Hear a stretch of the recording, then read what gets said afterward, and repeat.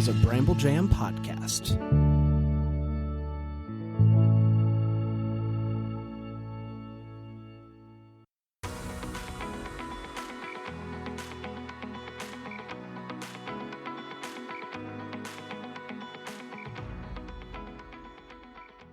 Welcome to Girls Gone Hallmark, a Hallmark review podcast. I'm Megan, and I'm a longtime Hallmark fan. I'm Wendy. I'm a former Hallmark hater. Today, we're discussing Christmas with the Singhs, which originally premiered on Friday, November 15th on the Hallmark Channel.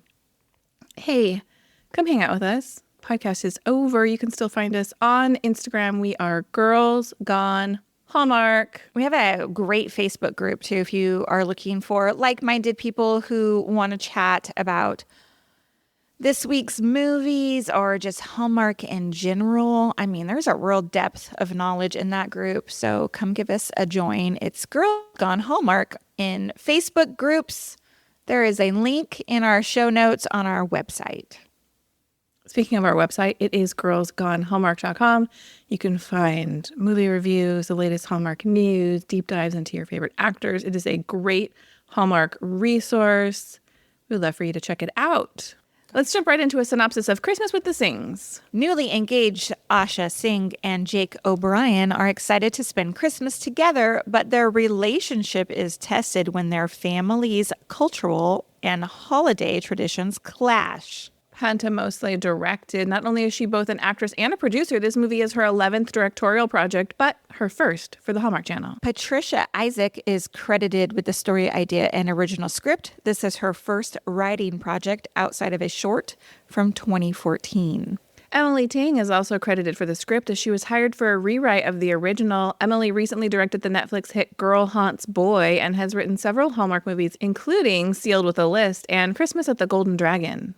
Anuja Joshi stars as Asha with 7 acting credits. This is Anuja's first project for Hallmark. However, you may recognize her as Leela Devi from her 42 episodes. Oh my goodness. Only because I watched the show. I know. 42 episodes of the Fox drama The Resident, which is one of Megan's favorites recently. It's a good comfort show. It's like an easy watch. Benjamin Hollingsworth plays Jake. He's no stranger to Hallmark, starring in movies like The Santa Summit and An Easter Bloom. Benjamin will appear in the upcoming Deck the Halls on Cherry Lane on Hallmark Plus later this season, as well as continue his role as Dan Brady on Netflix's Virgin River. Dan Brady is also a real Irish name, like Jake O'Brien. Ah, look at you. Isn't that funny? I also remember Dan Brady as a character from Days of Our Lives. Does that sound right? From Days? I mean, there's a lot of Bradys. I don't remember it, Dan, but okay. But the Brady family was for sure. Days of Our Lives. Okay. And weren't they an Irish family? Probably. Maybe. Okay. Those details just whoosh right past me. Manoj Sood plays Asha's father, Samuel. He's been acting since 1995 with 65 acting credits to his name. You may recognize him from Snowpiercer, which at this point he should be on our bingo card. See that a lot. His previous Hallmark role in Poisoned in Paradise, a Martha Vineyard mystery, or in one of the 95 episodes he did for the Canadian show called Little Mosque on the Prairie. Shout out Jeff Beasley. That's right. Nimet Kanji plays Asha's mom, Nirmala. She has a healthy resume with several Hallmark movies, including Make Me a Match and Coyote Creek Christmas. Greg Rogers plays Jake's dad, Jake Sr. We last saw him in Curious Caterer Foiled Plans, but he has been in other Hallmark movies like Cranberry Christmas and A Dickens of a Holiday.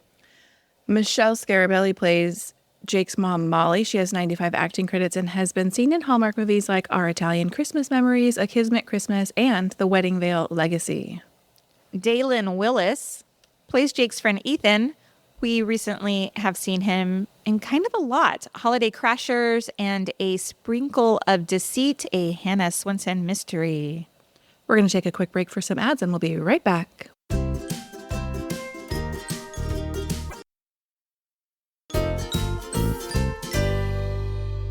It is time for your first impression of Christmas with the Singhs. Hit me. Awkward family dynamics really are a universal language? Oh, My first impression is, as a person in an intercultural marriage, consider me triggered. For real. Oh, I can't wait to talk. Well, I guess we're not talking about that, but I'm sure that's going to play into your likes and wishes quite a bit. Indeed, indeed. Wow. Tell me what you liked about this movie. Well, I thought, no. The well is always telling. No. Overall, I did enjoy this movie. I put in all caps. There's a swear word, but swear word relatable at the top. I think to your point about in your first impression, I think merging families is awkward. And I think in general. Yes. And I think, here we have some glaring cultural differences in the way they do things. But I think every family has their traditions, whether it's holiday based or wedding based or whatever they are. And so when you're getting married and you're trying, well, my family does it this way, or my family does it that way. And now you're trying to create your own traditions and you have the push and pull of the expectations of your family. That was deeply relatable to me. 100%. Same here. And when she walks away, she's like, it's too hard. I was like, girl, I get it. It is too hard. I don't. Just wait till you're married and you have children. And it's Mother's Day.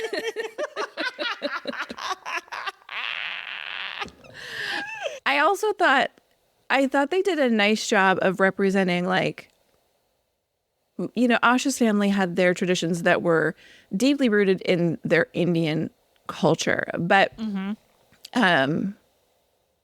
Jake's family had traditions as well. And the mom kind of is like, well, don't we get to respect our traditions too? Maybe they're not like deep Irish rooted traditions or whatever they are, right? But they're important to our family. Like, this was my father's wedding vest, and it's important to me that I get a chance to wear this at an event. And I think they did a nice job of showing the value of both families, and it wasn't overshadowing. One wasn't more important than the other. God, that's such a tough road to navigate. Yes. Ooh. On a much lighter note, Ben's Bollywood dance at the end was like the chef's kiss cherry on top of this movie. So fun. I enjoyed that. Yeah, It's with like the boombox. Like a little bit say anything, and then he just breaks it down. Tell me some things you liked. Well, I absolutely loved how this movie starts and then jumps ahead a year. It keeps things moving. I really love how our two leads just vibed from the beginning. Obviously, they have a history of knowing each other, but like their reconnection in the hospital, out to dinner, like they just hit it off. I just loved it. It wasn't like this like slow burn. It was like, I want to spend every minute with you forever. I just love that. I love that. Well, I think also the other option, right, is that we start with them already being engaged, because the big story is like the meeting of the families. And I like that we get all of that backstory because we're super invested in them as a couple. Right. I absolutely agree with you. I think they were easy to root for from the start as a couple. And I thought that Ben Hollingsworth and Anuja Joshi, totally believable as a couple. I thought they had great chemistry, sweet and natural. I really love this pairing. Me too. And his proposal, I loved. It was just real sweet. You make me feel at home, and talks about all the things he loves about her. I agree. You know what else I really liked? I like that they had like a mature romance. It wasn't like these two like young 20-year-old yahoos were like meeting, like, they were like establishing their careers, and their careers weren't a hindrance to their romance. And it just felt very grounded and real as they like tackle like those big family issues and their future together. I thought they handled it well together. Like they didn't let it become them, the family stuff, the family ick. I don't think it did. I thought they handled it well. Yeah, I thought the conflict was very realistic. I thought the way the conflict was handled, for the most part, was pretty realistic. Of course, it's like wrapped up really neatly in a bow. I have some thoughts about the resolution, but I think it felt very real. Like, this is going to feel grating when it's not the two of you that are having issues. You know, you have all these external forces on your relationship, and it's going to trickle down to you. And it felt very real, but I was still rooting for them the entire time. Totally, absolutely. And that's here is some advice from a couple of old ladies who've been married 20 plus years. Yeah. Like, if you and your partner are solid together, draw those boundaries together with the families. Yes. And, if you have like a good foundation together, I think then you can navigate that family stuff. Agree. Don't you agree? Yeah. Now, this was a like. I did super enjoy.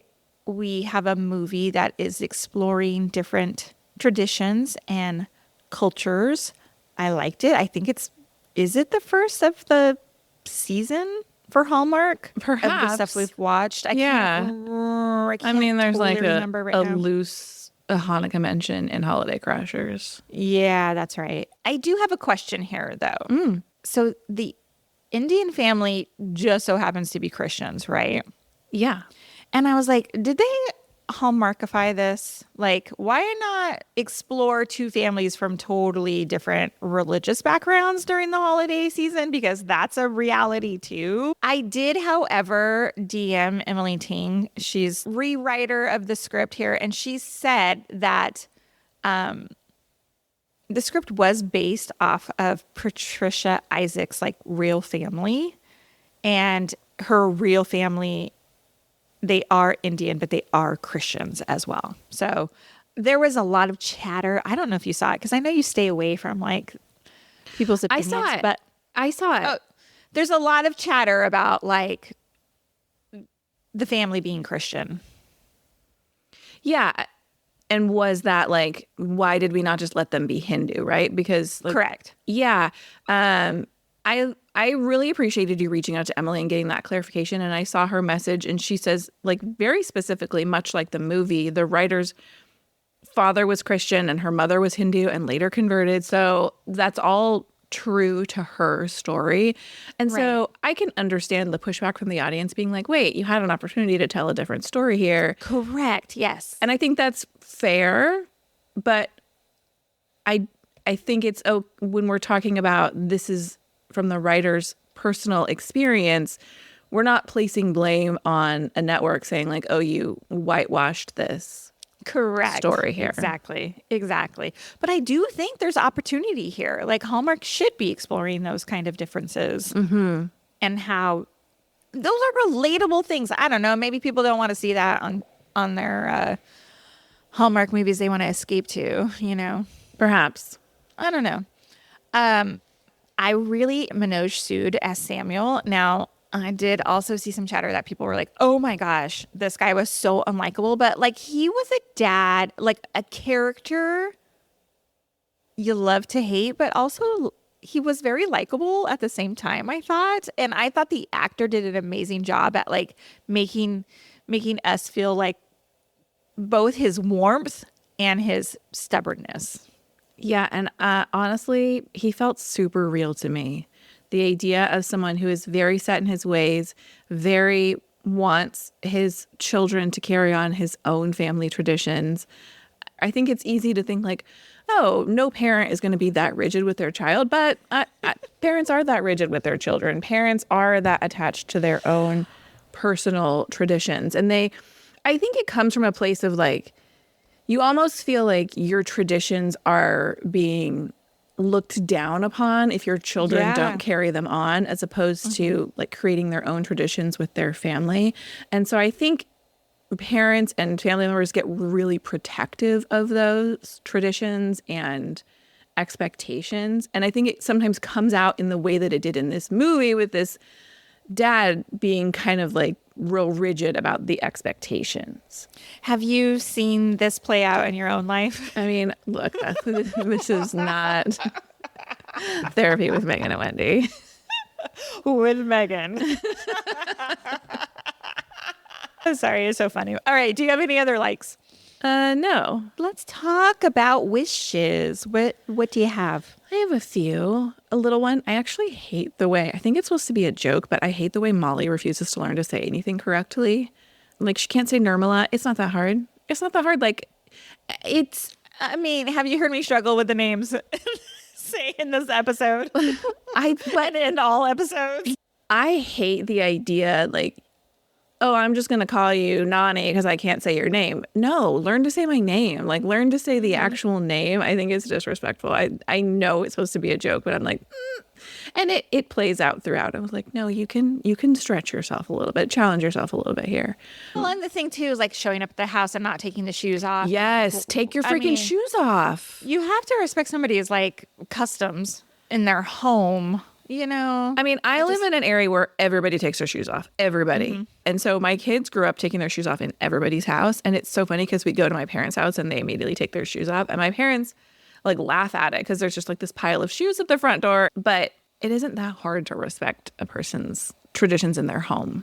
Exactly. And then what did you think about her showing up when she was wearing, I think maybe a sari? I don't know if that's the correct name for the dress that Molly was wearing upon meeting the parents for the first time.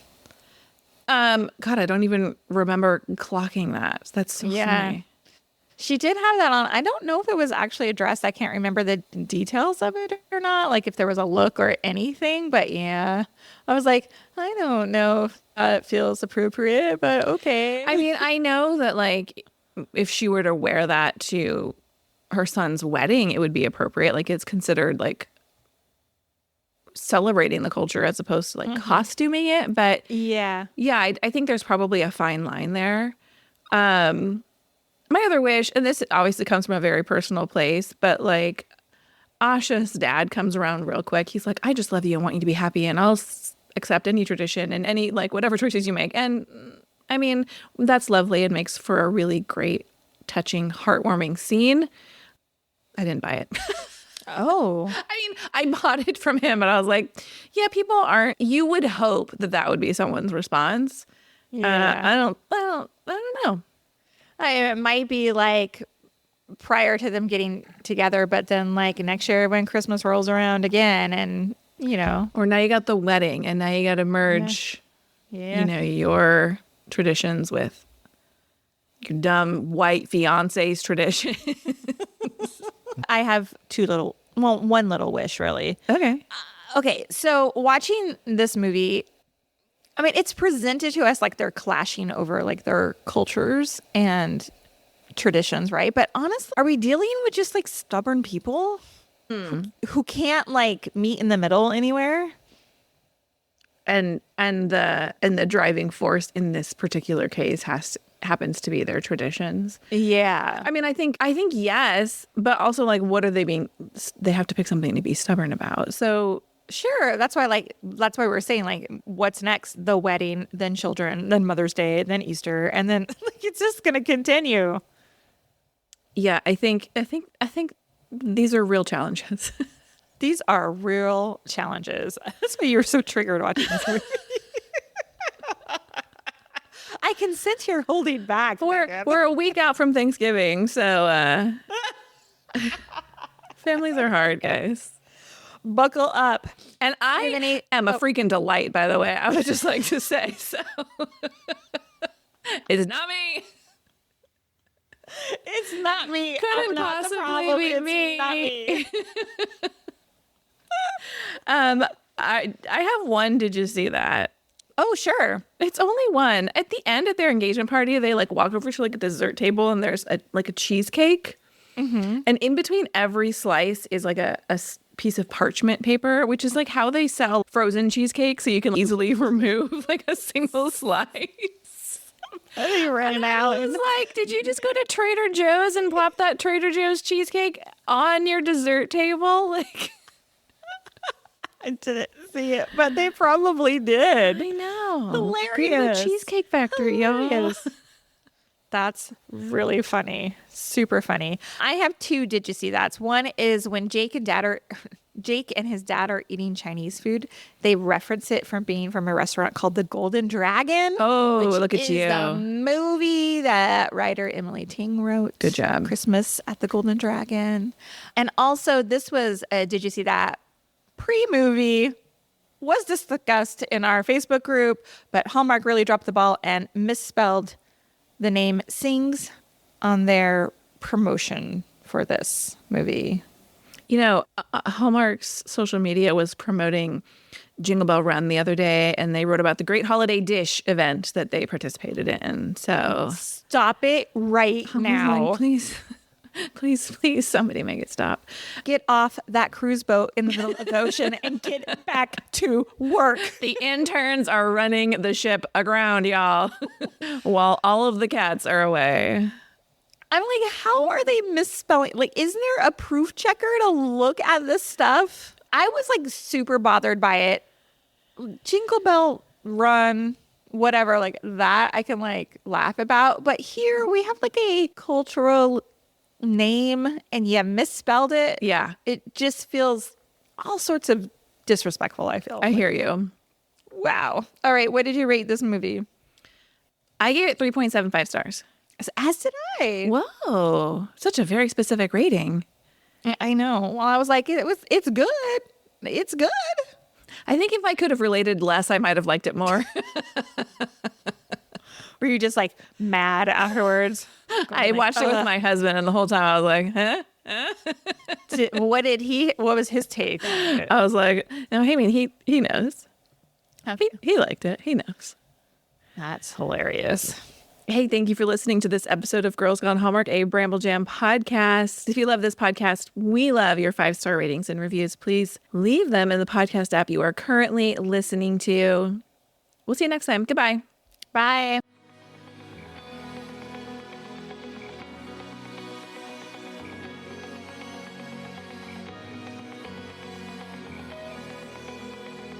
All right, friends, before we go, just a quick heads up.